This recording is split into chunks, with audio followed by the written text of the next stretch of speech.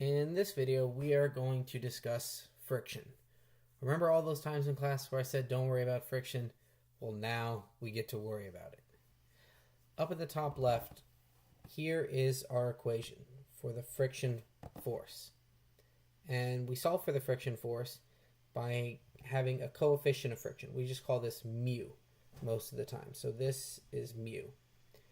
And we multiply mu by the normal force, which we already know about. So mu times the normal force is going to equal our friction force. And mu is a value that is either given or we're going to solve for it. It's just a coefficient value. Mu ranges anywhere between 0.00001 and up to about a value of 3 for really, really sticky objects. Your car's tires and the road has a mu value somewhere in the neighborhood of 1.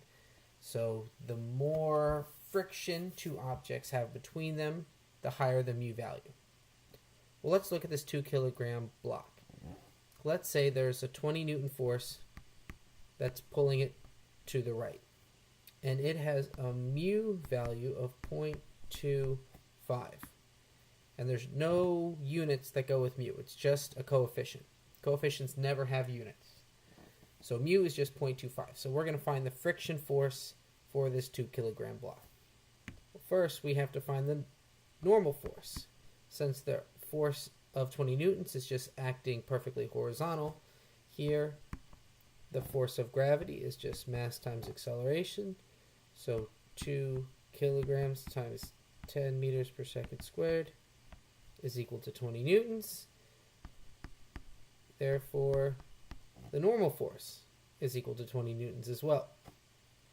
So in order to solve for the friction force, is just mu times the normal force. So 0.25 times 20 newtons is going to be friction force equal to 5 newtons. That means that there is a backwards force of 5 newtons that's slowing us down. So the net force is equal to the force of the pull minus the friction force. 20 newtons minus 5 newtons is 15 newtons. So the net force acting on the object is 15 newtons. So the acceleration is equal to the net force divided by the mass. 15 newtons divided by 2 kilograms is equal to 7.5 meters per second squared. Alright, so we solve for the acceleration of that object. But in terms of mu, there's actually two types of mu. There is a static mu and a kinetic mu. And the static mu, mu sub s, is always greater than the mu sub k.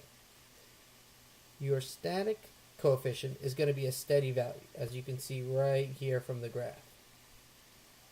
So here is my applied force. So if I'm looking at this block here, and I'm starting to push it with, let's say we started with just 2 newtons.